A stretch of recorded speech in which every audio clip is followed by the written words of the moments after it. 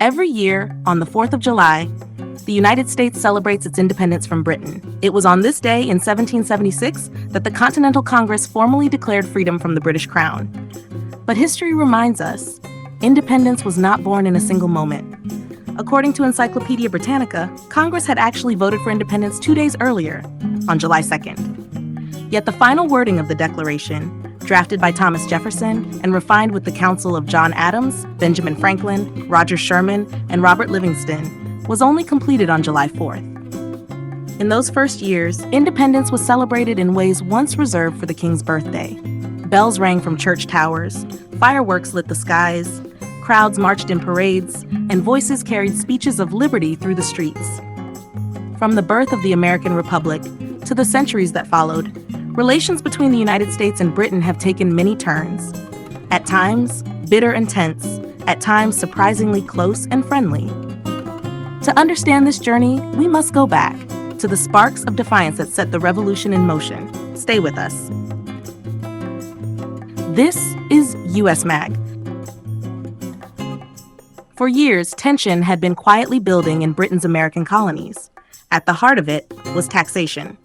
Whispers of resentment lingered in taverns and town halls. But when the British Parliament passed the Tea Act of 1773, the debate could no longer remain hidden.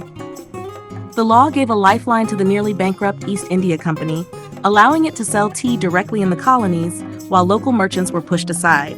The colonists were outraged. They boycotted British tea altogether. And then, the spark. 3 company ships docked in Boston Harbor. That night, 50 men disguised as Mohawk Indians climbed aboard. One by one, they smashed open the chests and poured the cargo into the icy waters below. A bold act of defiance, an unforgettable message to the Crown. History would remember it as the Boston Tea Party.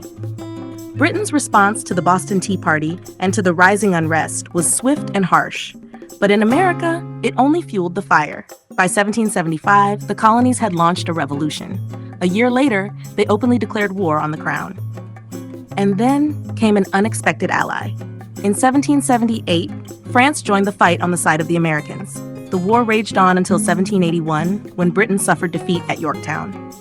Finally, in late 1782, British and American negotiators met in Paris. And on September 3, 1783, the Treaty of Paris was signed. Britain formally recognized the independence of the United States. The War of 1812. But peace did not last. Just 3 decades later, in 1812, war broke out once again. British forces stormed Washington, D.C. They set fire to the White House and the Capitol building itself. For a time, it seemed relations between the two nations might never recover. Yet, even in the chaos of war, a symbol was born. As the bombs fell on Fort McHenry, a young lawyer, Francis Scott Key, penned a poem. His words would later become the anthem of a nation. The Star-Spangled Banner.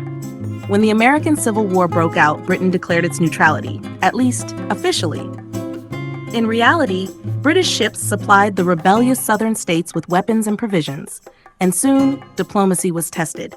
A British mail steamer, the Trent, was intercepted by Union forces. On board were Confederate envoys bound for Europe. They were arrested by Union officers. This was a violation of maritime law, and for a moment, the world stood on the edge of another war between Britain and the Union. But through tense negotiations, the crisis was resolved, and Britain stepped back from the brink. The First World War, 1914 to 1918. When the First World War erupted in 1914, America kept its distance. For years, it watched from across the Atlantic, unwilling to be drawn in. But by 1917, German U-boats prowling the Atlantic had sunk American ships, and the United States could no longer remain neutral. When American troops arrived in Europe in 1918, they brought a surge of strength to the Allies, Britain included. Yet victory came at a terrible price. Tens of thousands of American lives were lost. The Wall Street crash, 1929. In the years between the 2 great wars, America turned inward. Isolation became its policy. But in 1929, Wall Street collapsed. The crash devastated fragile European economies. And soon a phrase spread across the continent. When America sneezes, Europe catches a cold.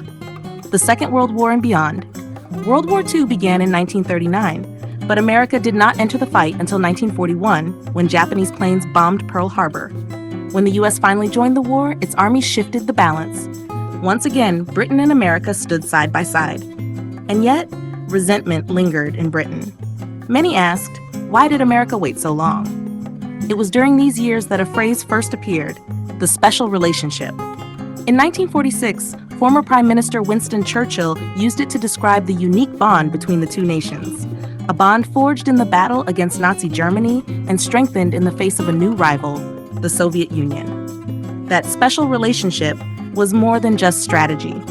It was embodied in the partnership between Churchill and President Franklin D. Roosevelt. Together, they coordinated military and diplomatic strategy. They exchanged thousands of phone calls and letters. And in the process, they forged a personal friendship that shaped the course of history.